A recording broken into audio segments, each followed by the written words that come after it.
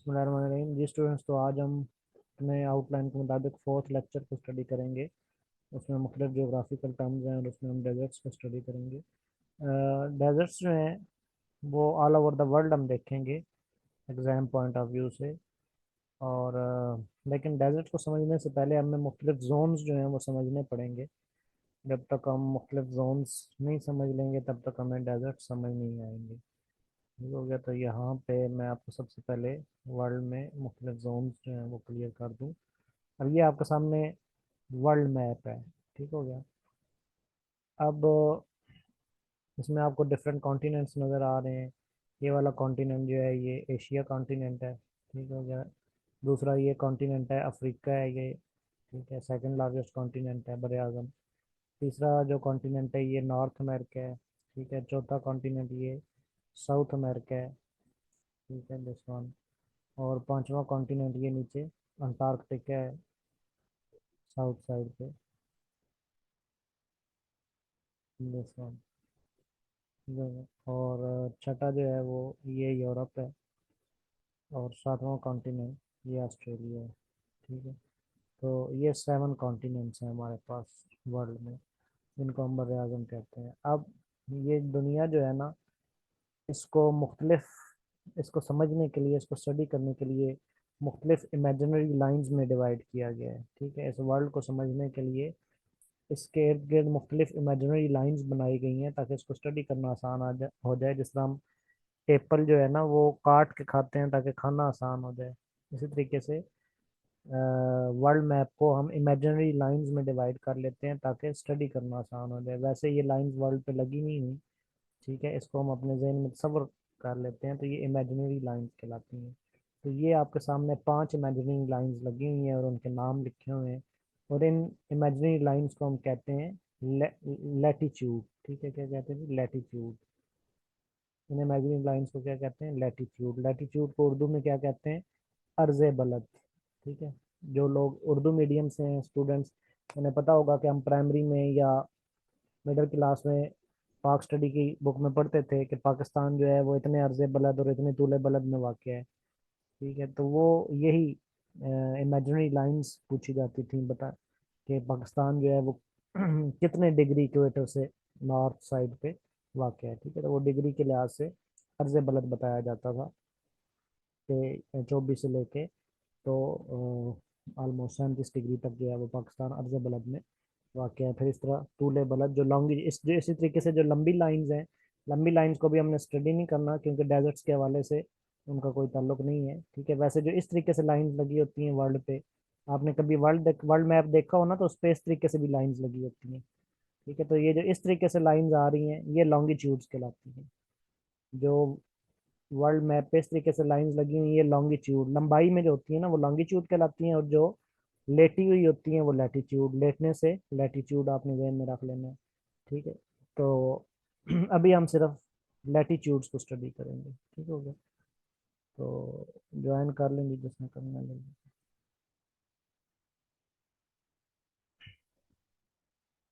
चलें जी, तो हमारे पास 5 मेन लैटिट्यूड्स हैं जो आपको सामने नज़र आ रहे हैं स्क्रीन पर।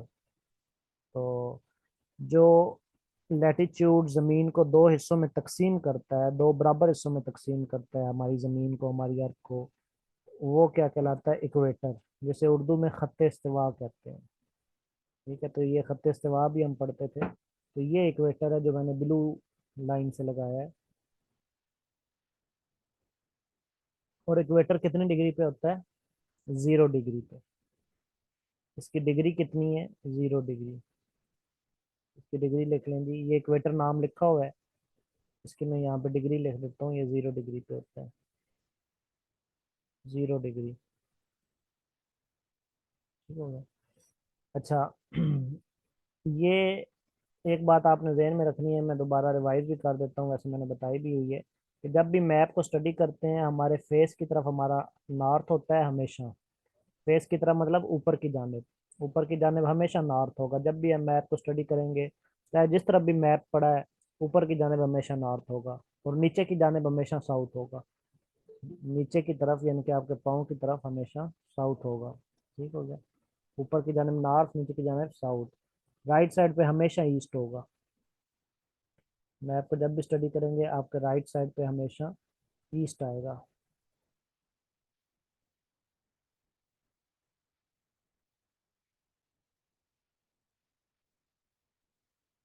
ठीक है, राइट साइड पे हमेशा ईस्ट आएगा और लेफ्ट साइड पे हमेशा वेस्ट आएगा।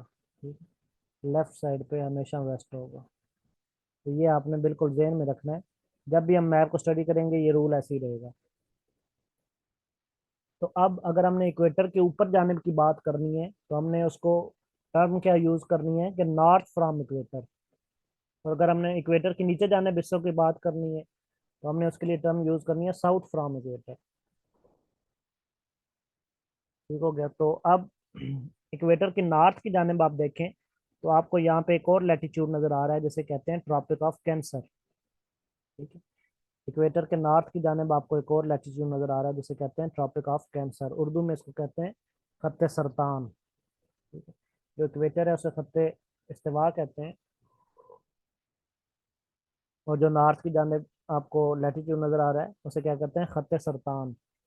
ठीक हो गया, ये ट्रॉपिक ऑफ कैंसर। ये कितने डिग्री पे होता है?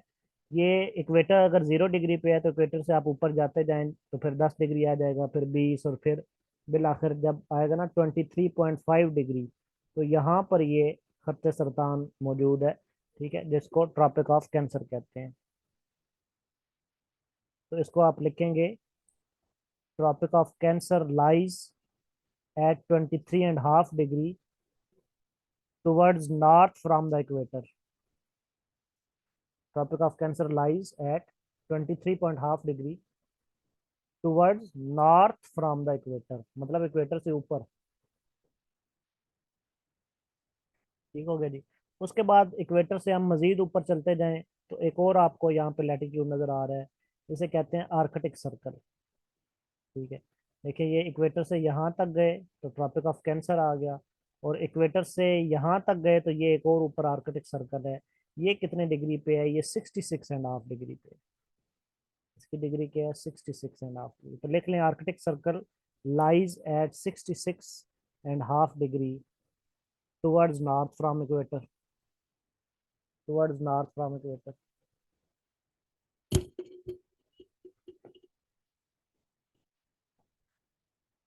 ठीक हो गया। अब वो जो पाकिस्तान का था ना तूले बलद और अर्ज बलद, वो मैं थोड़ा सा आपको वहाँ यहाँ पे आइडिया दे देता हूँ। ये पाकिस्तान है, ठीक है, नीचे इंडिया है। ये जो मैंने सर्कल किया है ब्लैक कलर का, ये पाकिस्तान है। अब देखें इक्वेटर पे 0 डिग्री है, इक्वेटर से ऊपर जाते जाएंगे तो यहाँ पे 10 डिग्री, यहाँ पे 20 डिग्री, और ये ट्रॉपिक ऑफ कैंसर बिल्कुल पाकिस्तान के करीब से गुजर रहा है। फिर ये भी क्वेश्चन आता है कि कौन सा लैटिट्यूड जो है वो पाकिस्तान के बिल्कुल करीब से गुजरता है, तो ट्रॉपिक ऑफ कैंसर। ठीक है, ट्रॉपिक ऑफ कैंसर पाकिस्तान के बिल्कुल करीब से गुजरता है। तो ये ट्रॉपिक ऑफ कैंसर कितने डिग्री पे है? 23.5 डिग्री पे। इसका मतलब है पाकिस्तान फिर कहाँ से स्टार्ट हो जाएगा? 24 डिग्री से। ठीक है, 24 डिग्री से स्टार्ट होगा और ऊपर जाते जाते जाते यहाँ तक कौन सी डिग्री बन जाएगी? यहाँ तक आई थिंक 37 डिग्री है, इसको चेक कर लीजिएगा। वैसे मैं अंदाजन बता रहा हूँ, आई थिंक 37 है। तो इसका मतलब है पाकिस्तान जो है वो 24 डिग्री से लेके 37 डिग्री अर्ज बलद पर वाक़ है। ठीक है, ये इनके लैटिट्यूड मैं बता रहा हूँ। ठीक है, और इसी तरीके से वो जो लॉन्गिट्यूड हैं उनको आप यहाँ से लेके तो यहाँ तक काउंट कर लेंगे तो वो तूले तूले बलद हो जाएगा, लॉन्गिट्यूड बन जाएंगे। ठीक हो गया। तो ये कॉन्सेप्ट था कि जब हम पढ़ते थे कि पाकिस्तान इतने डिग्री जो है वो अर्ज बलद में और इतने डिग्री जो है वो तूले बलद में है। ठीक हो गया।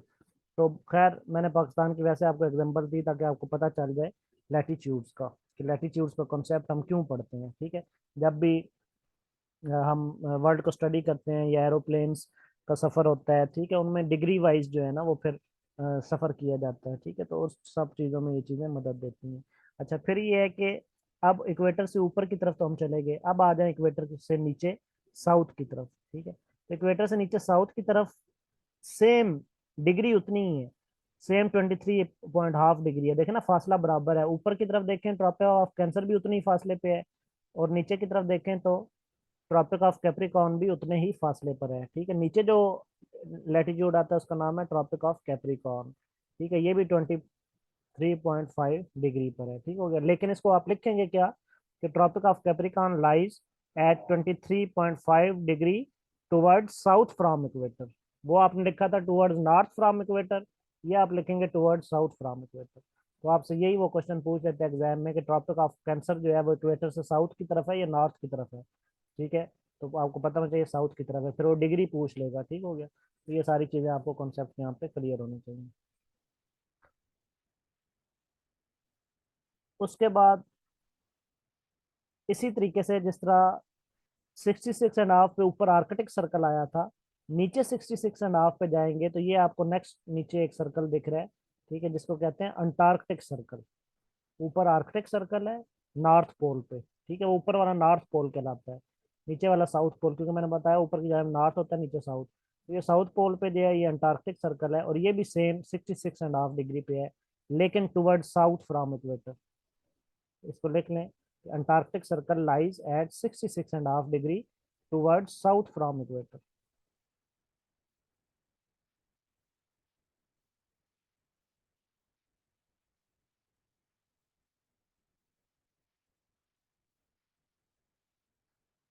ठीक हो गया जी। जी स्टूडेंट, यहाँ तक बात समझ आती है?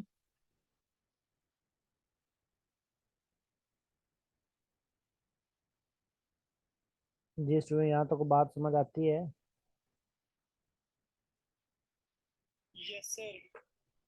चलो ठीक है। अच्छा जी, उसके बाद ये अब हमने लैटिट्यूड देख लिए। ये लैटिट्यूड जो है वो हमने किस मकसद की वजह से देखे? असल में हमने मुख्तलिफ जोन स्टडी करने थे, लेकिन उससे पहले आपको लैटिट्यूड्स का बताना जरूरी था। अब मैं इनको लैटिट्यूड्स को रिमूव करने लगा। अब ये आपने 5 लैटिट्यूड देख लिए। सेंटर वाला इक्वेटर, ऊपर जैसे खत्ते इस्तिवा कहते हैं, ऊपर वाला ट्रॉपिक ऑफ कैंसर जिसे खत्ते सरतान कहते हैं, और नीचे वाला ट्रॉपिक ऑफ कैप्रिकॉर्न जिसे खत्ते जद्दी कहते हैं। फिर सबसे ऊपर वाला नॉर्थ साइड पे आर्कटिक सर्कल जिसको शुमाली दायरा कहते हैं, और सबसे नीचे वाला अंटार्कटिक सर्कल जिसको जनूबी दायरा कहते हैं। ठीक हो गया। तो अब ये है कि इनके दरमियान मुख्तलिफ जोन हैं। ठीक हो गया।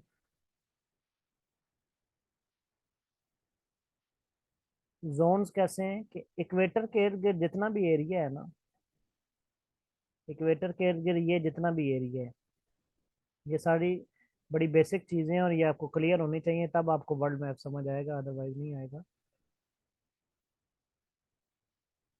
किधर गया?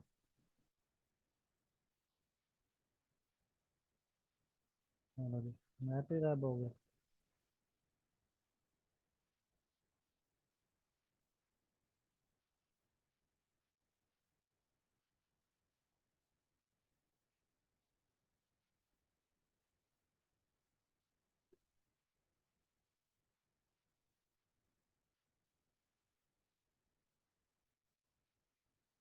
लो जी, साढ़ा मैप ही किधर गायब हो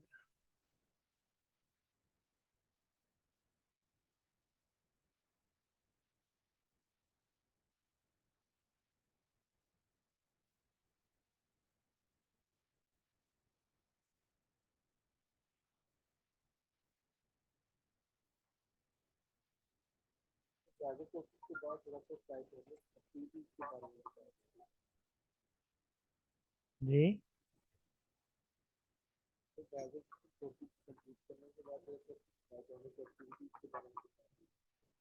जी जी, वो मैं बताऊंगा, वो मैंने पहले ये कॉन्सेप्ट पढ़ाना है, उसके बाद वो बताना।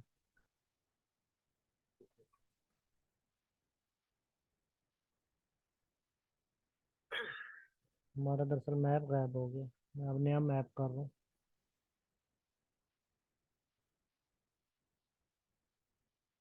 चलेंगे। अच्छा, तो मैं ये बता रहा था कि इसमें ना मुख्तलिफ जोन्स आ जाते हैं। ठीक है, अब इक्वेटर के आसपास जितना भी इलाका है, इक्वेटर के आसपास, आवाज़ बंद कर देंगे, इक्वेटर के आसपास ये जितना भी एरिया है ये कहलाता है ट्रॉपिकल जोन। ठीक है, इक्वेटर के 10 डिग्री ऊपर 10 डिग्री नीचे जितना भी इलाका आता है ये कौन सा जोन कहलाता है? Tropical zone. लिख लेंगे, इक्वेटर के आसपास का एरिया ट्रॉपिकल जोन कहलाता है, ट्रॉपिकल जोन। अब ये जो ट्रॉपिकल जोन है ना, ये बहुत सख्त गर्म होता है। ठीक है, बहुत सख्त हॉट होता है। इसका मतलब है जितने भी कंट्रीज, जितने भी डेजर्ट्स, जितनी भी चीज़ें ट्रॉपिकल जोन के अंदर फॉल करेंगी वो सारी हॉट होंगी। वो कंट्रीज भी हॉट होंगी, वो डेजर्ट्स भी हॉट होंगे, वहाँ पे गर्मी बहुत ज़्यादा होगी, क्योंकि यहाँ पे सूरज की शुआएं बिल्कुल सीधी पड़ रही हैं। ठीक हो गया। तो ये इक्वेटर के इर्द गिर्द जितना भी एरिया है ये बहुत ज़्यादा हॉट होगा, और यहाँ पे बहुत ज़्यादा बारिशें होंगी। ये आपने जहन में रखना है, क्योंकि देखना यहाँ पे अगर सूरज है ना यहाँ पे, ठीक है, तो बिल्कुल सूरज की शुआएं जो है ना वो इधर सीधी पड़ रही हैं। लेकिन जो दूसरे नॉर्थ पोल है या साउथ पोल है वहाँ पे तिरछी जा रही हैं, तो वहाँ पे ठंड बहुत ज़्यादा होती है। ऊपर नॉर्थ पोल है, नीचे साउथ पोल है, तो वहाँ पे ठंड बहुत ज़्यादा होती है। ठीक हो गया। तो इसलिए ये आपने जहन में रखना है कि ये जो इक्वेटर के इर्द गिर्द का एरिया, ये ट्रॉपिकल एरिया कहलाता है, और यहाँ पे एक तो बारिशें बहुत ज़्यादा होती हैं, दूसरा गर्मी बहुत ज़्यादा पड़ती है। ठीक है। बारिशें क्यों होती हैं? गर्मी ज़्यादा पड़ती है ना, तो बुखारात बनते हैं, वेपर बनते हैं, वेपर बनते हैं तो बादल बनते हैं, बादल बनते हैं तो बारिश आता है। तो जहाँ ज़्यादा बारिश आता है वहाँ वहाँ क्या होता है? हाँ, वहाँ ज़्यादा पानी आता है। आप समझ आई? तो ये जो है ना एरिया जो है ये ट्रॉपिकल एरिया कहलाता है। अब इससे ऊपर वाले एरिया में आते हैं जो कि ट्रॉपिक ऑफ कैंसर के इर्द गिर्द है।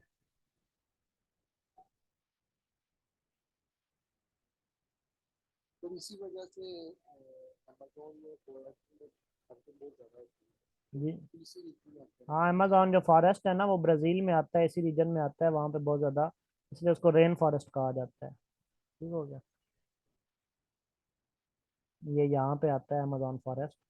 ठीक है, वो चूंकि इसी रीजन में आता है इसलिए उसको रेन फॉरेस्ट कहा जाता है। अच्छा, ये ऊपर मैंने ट्रॉपिक ऑफ कैंसर का एरिया बनाया, और नीचे मैंने ट्रॉपिक ऑफ कैप्रिकॉर्न का एरिया बनाया, चूंकि दोनों इक्वल डिग्री पे हैं। तो ये जो एरिया है ना, चाहे ट्रॉपिक ऑफ कैंसर के इर्द गिर्द हो या ट्रॉपिक ऑफ कैप्रिकॉर्न के इर्द इर्द गिर्द हो, ये एरिया क्या कहलाएगा? सब ट्रॉपिकल। इक्वेटर वाला ट्रॉपिकल, और ये वाला सब ट्रॉपिकल। ये भी हॉट होता है लेकिन इतना नहीं जितना इक्वेटर, इक्वेटर वाला एरिया, जितना ट्रॉपिकल एरिया, सब ट्रॉपिकल। और दरम्यान वाला एरिया कौन सा है? ट्रॉपिकल, इक्वेटर वाला,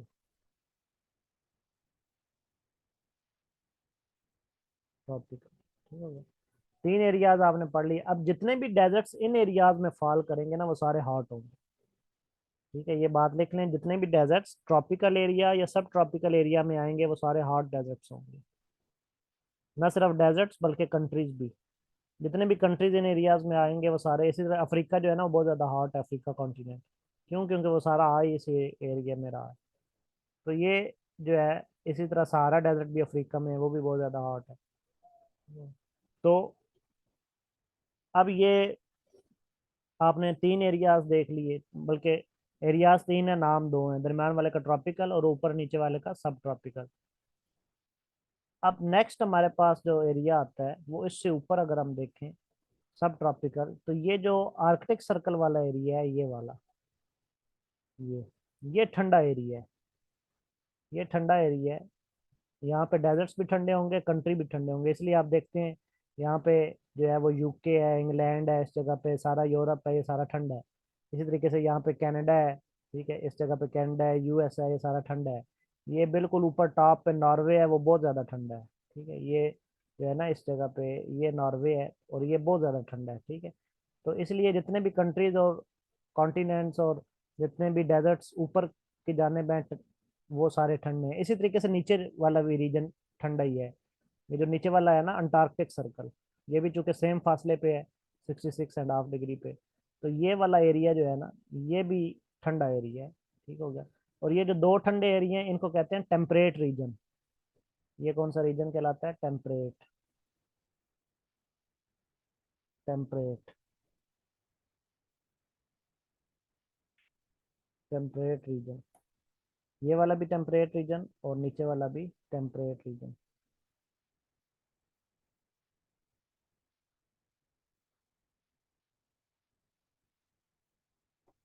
फिर ये रीजन आपने देख लिए। ठीक हो गया।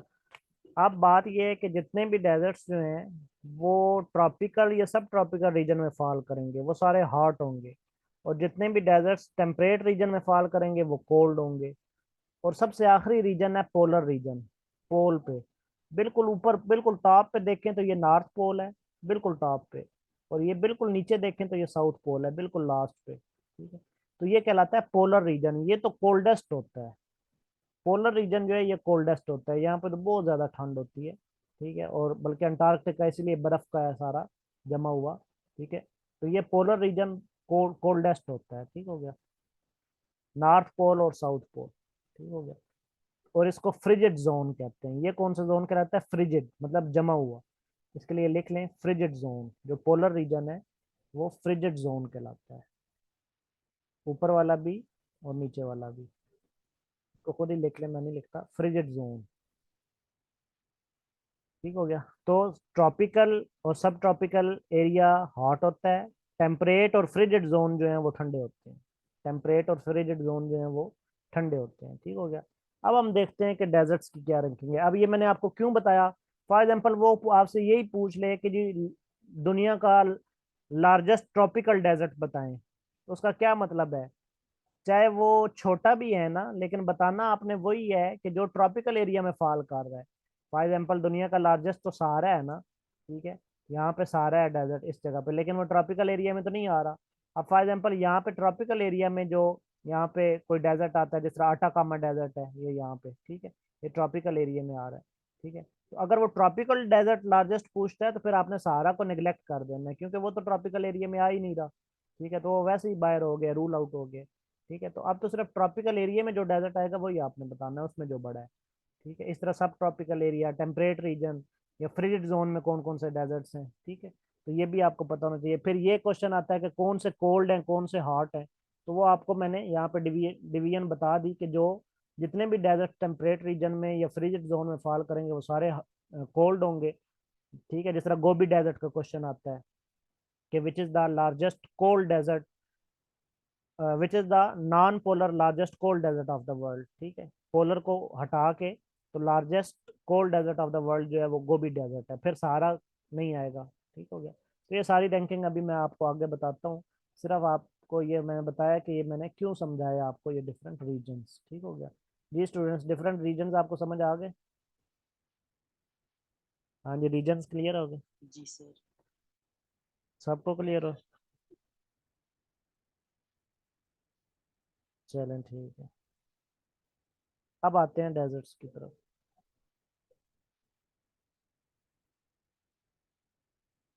ये हैं जी डेजर्ट्स। अब इसमें जितने भी ये देखे ना, इधर रैंकिंग उसने की हुई है,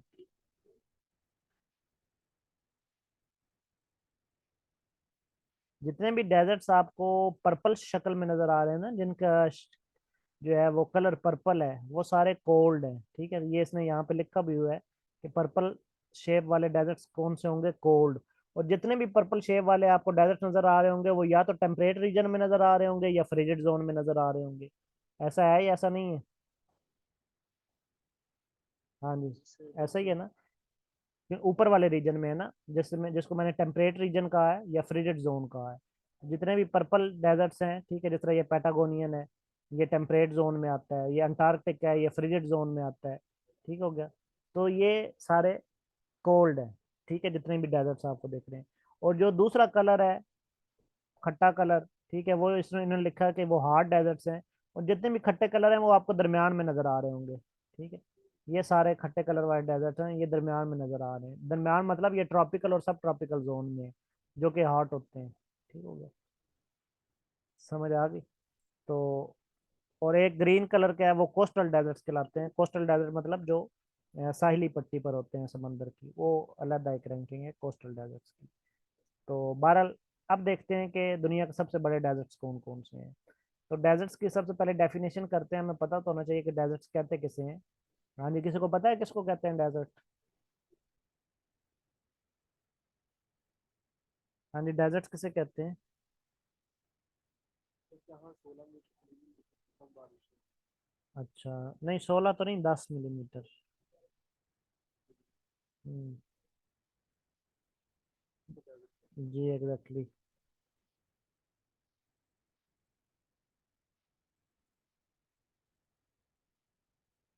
ठीक हो गया, तो जहाँ पे, लेकिन ये मंथली नहीं, सालाना। ठीक हो गया। तो लिख लें डेजर्ट की डेफिनेशन कि जहाँ पे पूरे साल में 10 मिलीमीटर तो नहीं है, मेरे ख्याल में इंचेज है,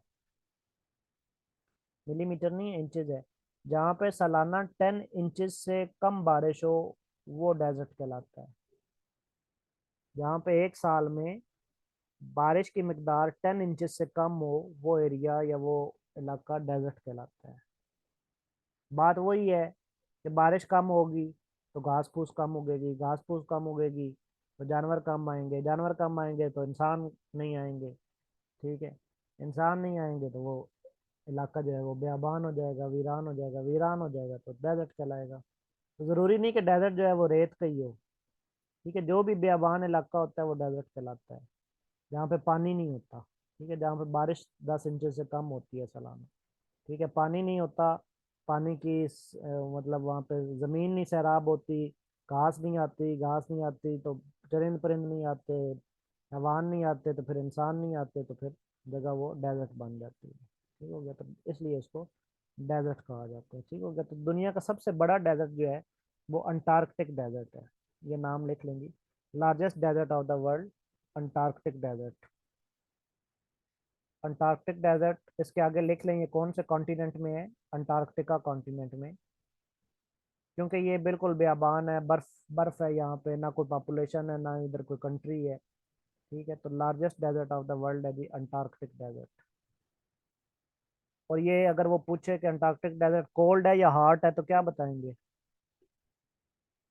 कोल्ड है। ठीक है, क्योंकि फ्रिजिड जोन में है, फ्रिजिड जोन में है तो ये कोल्ड डेजर्ट है। तो पहले नंबर पे लिख लें जी अंटार्कटिक डेजर्ट। दूसरे नंबर पे लिख लें ये आर्कटिक डेजर्ट है। ठीक है, ये वाला, ये आर्कटिक डेजर्ट है, ये वाला आर्कटिक डेजर्ट। ये रशिया वाली साइड पे है, रशिया के ऊपर का पोर्शन है, वहां पे आप देखेंगे कंट्रीज नहीं है। ठीक हो गया, सॉरी, रशिया के ऊपर वाले पोर्शन में जो है वो सिटीज नहीं है। ठीक हो गया, तो क्यों? क्योंकि वो डेजर्ट एरिया है, वहाँ पे ठंड बहुत ज़्यादा है। ठीक है, जमा हुआ एरिया है, वो आर्कटिक डेजर्ट है, वो second largest desert of the world है, लेकिन वो भी कोल्ड है, वो भी कोल्ड है कहाँ पे? रशिया में। कॉन्टिनेंट कौन सा है? एशिया। और ये दोनों डेजर्ट्स जो हैं ये कौन से डेजर्ट्स कहलाएंगे? पोलर डेजर्ट्स कहलाएंगे। साउथ पोल पे अंटार्कटिक डेजर्ट है और नॉर्थ पोल पे आर्कटिक डेजर्ट है। और ये दोनों डेजर्ट कौन से डेजर्ट कहलाते हैं? पोलर, क्योंकि पोल पे हैं। दोनों डेजर्ट्स जो हैं वो पोलर डेजर्ट्स कहलाते हैं, लिख लें। अगर वो पोलर डेजर्ट्स पूछे कि दुनिया में कौन से पोलर डेजर्ट्स हैं तो दो पोलर डेजर्ट्स हैं, अंटार्कटिक डेजर्ट्स और आर्कटिक डेजर्ट। अंटार्कटिक डेजर्ट और आर्कटिक डेजर्ट इधर भी है, और इसका कुछ पोर्शन जो है ना वो इस तरफ भी है, कनाडा वाली साइड पे, ये भी आर्कटिक। ठीक है, आर्कटिक डेजर्ट, इनके ऊपर वाला जो पोल है ना, ऊपर वाला पोल वो सारा डेजर्ट ही है तकरीबन। ठीक है, ये ऊपर वाला जितना भी पोल आपको नजर आ रहा है ये सारा डेजर्ट ही है, ये वाला। और नीचे वाला पोल भी सारा डेजर्ट ही है, जिसको अंटार्कटिक डेजर्ट कहते हैं। तो ये दोनों जो पोल पे हैं ये ठंडे डेजर्ट हैं, और ये पोलर डेजर्ट्स कहलाते हैं। इनके आगे ब्रैकेट में लिख लें पोलर डेजर्ट। अच्छा जी, उसके बाद तीसरा डेजर्ट दुनिया का बड़ा कौन सा है जी? Sahara desert. और ये हॉट है, आप कलर से देख लें। क्यों हॉट है? क्योंकि ये टेम्परेट रीजन में फॉल कर रहा है, सॉरी, टेम्परेट रीजन कह रहा हूँ, ये सब ट्रॉपिकल रीजन में फॉल कर रहा है। टेम्परेट में तो होता तो कोल्ड होता, ये सब ट्रॉपिकल रीजन में है। सब ट्रॉपिकल रीजन में है तो ये जो है ये हॉट डेजर्ट है, Sahara third largest desert of the world है। अब वो ऊपर वाले चूंकि कोल्ड हैं इसलिए अमूमन जो है ना उनका तस्करा किया नहीं जाता, अंटार्कटिक और आर्कटिक। लेकिन अगर ऑप्शन में दोनों आ जाए, अंटार्कटिक भी आ जाए और सहारा भी आ जाए, तो फिर सबसे बड़ा डेजर्ट जो है वो अंटार्कटिक डेजर्ट होगा। ठीक है, अक्सर आया भी है एग्जाम में, जिसमें अंटार्कटिक भी था और सहारा भी था, तो उसमें अंटार्कटिक जो है वो करेक्ट ऑप्शन होता है largest desert of the world. लेकिन अमूमन जनरली जो है, चूंकि वो दोनों कोल्ड डेजर्ट हैं, उनको ज्यादातर गिना नहीं जाता। जनरली जो है वो सहारा को largest desert of the world कह दिया जाता है। ठीक है, लेकिन जहाँ पे तो सहारा के साथ बाकी कोई और ऑप्शन आए वहां पे तो सहारा बड़ा है। लेकिन अगर सहारा के साथ अंटार्कटिक या आर्कटिक में से कोई ऑप्शन आ जाए तो फिर अंटार्कटिक सबसे बड़ा है और आर्कटिक दूसरे नंबर पे है और फिर सहारा तीसरे नंबर पे आ जाएगा। मेरी बात समझ आ रही है जी? यस जी, सर।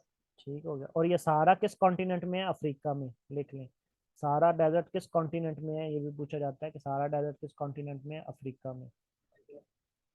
Africa continent.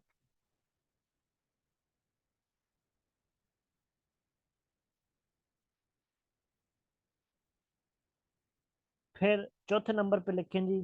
चौथे नंबर पे डेजर्ट आ जाता है आपका अरेबियन डेजर्ट। ये ये फोर्थ लार्जेस्ट डेजर्ट है, अरेबियन।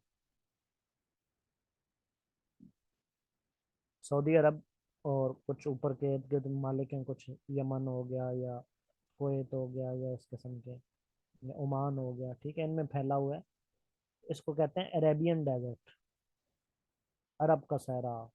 तो ये भी गर्म है। आप सुनते हैं ना, अरब का तपता सहरा या अरब का गर्म सहरा। तो गर्म क्यों है? क्योंकि ये सब ट्रॉपिकल जोन में है। अरेबियन डेजर्ट आ गया। फोर्थ नंबर पे अरेबियन डेजर्ट। फिफ्थ नंबर पे गोबी डेजर्ट है। अच्छा, अरेबियन डेजर्ट किस कॉन्टिनेंट में है? एशिया में। किस कंट्री में है? सऊदी अरब में मेनली। साथ साथ कंट्रीज भी लिख लें और कॉन्टिनेंट्स भी। क्यों लिख लें? क्योंकि समटाइम वो ये भी पूछ सकता है कि एशिया का सबसे बड़ा डेजर्ट कौन सा है। अच्छा, अगर एशिया का सबसे बड़ा डेजर्ट पूछे तो फिर कौन सा बन जाएगा? फिर अरेबियन पहले नंबर पे आ जाएगा ना, क्योंकि अंटार्कटिक तो अपना अलग कॉन्टिनेंट है। अंटार्कटिक डेजर्ट तो अंटार्कटिक कॉन्टिनेंट में है ना, और वो अलग कॉन्टिनेंट है। और आर्कटिक डेजर्ट जो है वो किसी एक कॉन्टिनेंट में है नहीं, वो तो रशिया में भी है, उधर कनाडा में भी है। तो इसलिए आर्कटिक डेजर्ट भी साइड पे हो जाता है। इसलिए सिर्फ अगर एशिया का वो बड़ा डेजर्ट पूछे तो अरेबियन डेजर्ट जो कि चौथे नंबर पे है, वो पहले नंबर पे आ जाएगा। इसलिए मैं साथ कॉन्टिनेंट भी लिखवा रहा हूँ। बात समझ आ रही है? अगर वो पूछे ना एशिया का सबसे बड़ा डेजर्ट कौन सा है, तो वो अरेबियन डेजर्ट आ जाएगा। क्यों? क्योंकि सहारा जो है वो एशिया कॉन्टिनेंट में नहीं आता, सहारा अफ्रीका कॉन्टिनेंट में आपको लिखवाया है मैंने। ठीक हो गया। तो अब अरेबियन के बाद कौन सा आ जाता है जी? Gobi desert. पांचवें नंबर पे गोबी। गोबी गोबी डेजर्ट कहाँ पे है? मंगोलिया और चाइना के बॉर्डर पे है। At the border of Mongolia and China.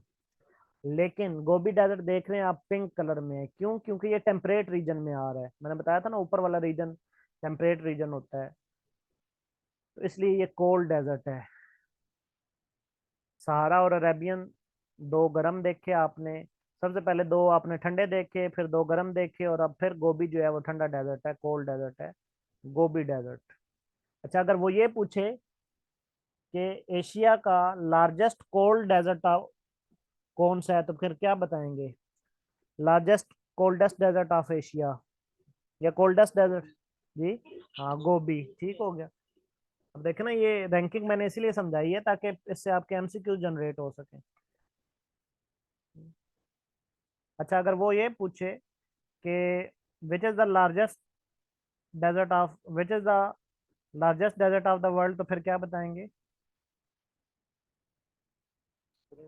Antarctic desert. ठीक है। अगर वो ये पूछे कि which is the non polar largest cold desert of the world, तो फिर दोबारा गोभी आ जाएगा। क्यों? क्योंकि वो कह रहा है नॉन पोलर। जब नॉन पोलर कह रहा है, इसका मतलब है पोल वालों को तो उसने निकाल दिया। पोल वाले दो ही थे, अंटार्कटिक था और आर्कटिक था, यही दो कोल्ड थे। लेकिन उसने जब नॉन पोलर कह दिया, इसका मतलब है पोल वालों को तो वो पूछ ही नहीं रहा। ठीक है, पोल वालों को उसने निकाल दिया, अंटार्कटिक को भी निकाल दिया है, आर्कटिक को भी निकाल दिया है। इसलिए उसने नॉन पोलर कहा है कि जो पोल में फॉल नहीं करते। तो नॉन पोलर में तीसरे नंबर पे सहारा है, लेकिन वो गर्म है।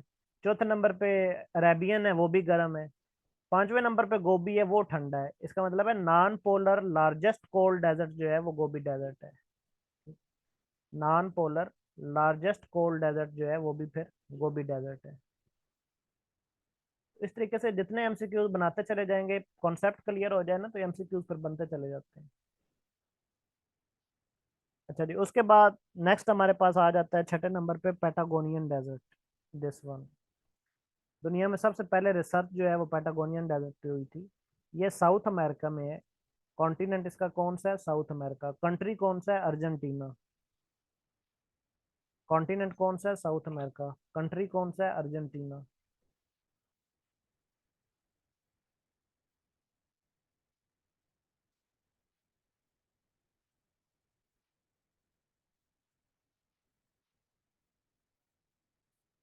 ठीक हो गया। अच्छा, बस ये मेरे ख्याल में इतने नंबर्स तक रैंकिंग बहुत है, 7 नंबर तक आप याद कर लें। वैसे इससे आगे मैं बता देता हूँ।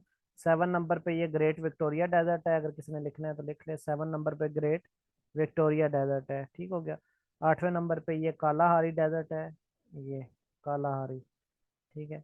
और उसके बाद 9वें नंबर पे जो है वो ग्रेट बेसन है, यूनाइटेड स्टेट का, यूएस का ग्रेट बेसन, ठीक है।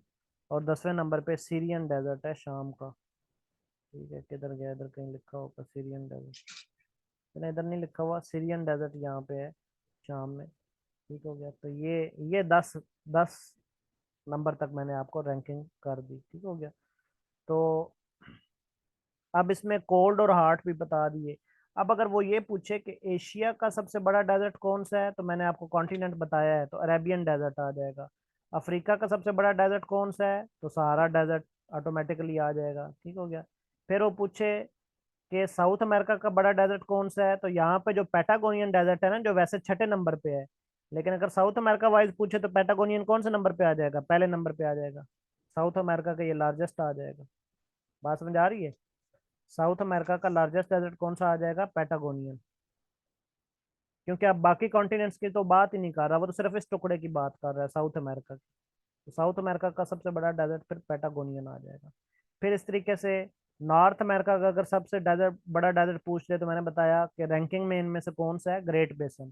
तो नॉर्थ अमेरिका का सबसे बड़ा डेजर्ट ग्रेट बेसन है, ऊपर वाले प्लेट का, ग्रेट बेसन लिख लें कि नॉर्थ अमेरिका का सबसे बड़ा डेजर्ट जो है वो ग्रेट बेसन है। फिर अगर ऑस्ट्रेलिया का डेजर्ट पूछे, तो ऑस्ट्रेलिया में मैंने रैंकिंग बताई, यहाँ से कौन सा डेजर्ट डेजर्ट आपको बताया, ग्रेट विक्टोरिया। तो ऑस्ट्रेलिया कॉन्टिनेंट का सबसे बड़ा डेजर्ट ग्रेट विक्टोरिया है। फिर एक क्वेश्चन आता है कि which continent has no desert. तो आपने देखा कि यूरोप में कोई डेजर्ट हमने नहीं पढ़ा, ये यूरोप है, इसमें कोई डेजर्ट नहीं है। Which continent has no desert, तो यूरोप हैज नो डेजर्ट।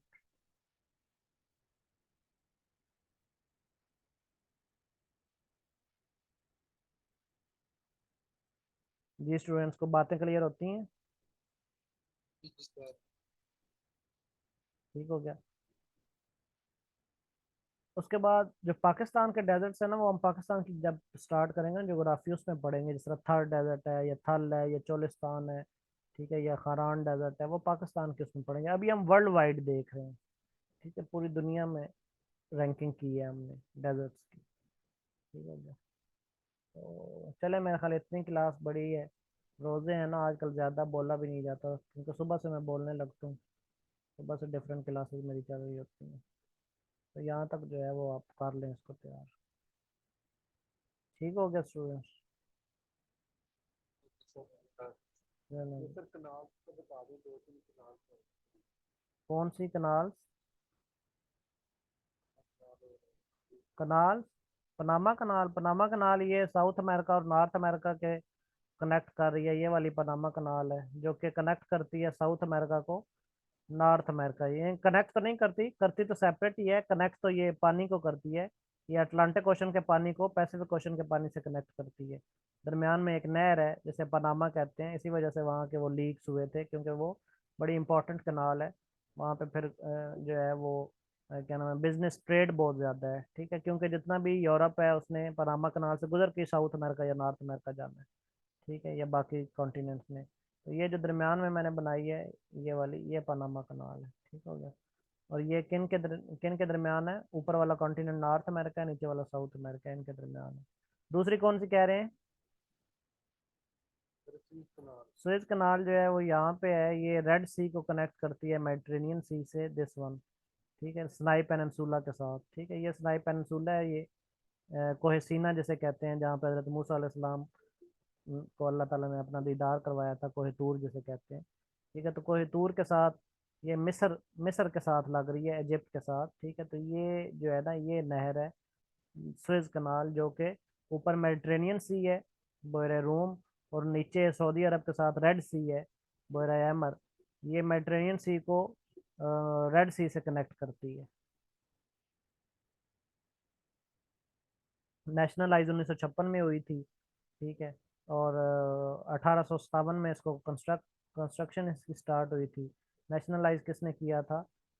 इसने मिस्र ने किया था, इजिप्ट ने। और फिर कितने किलोमीटर जी, ये कितने किलोमीटर? ये 193 किलोमीटर लंबी है।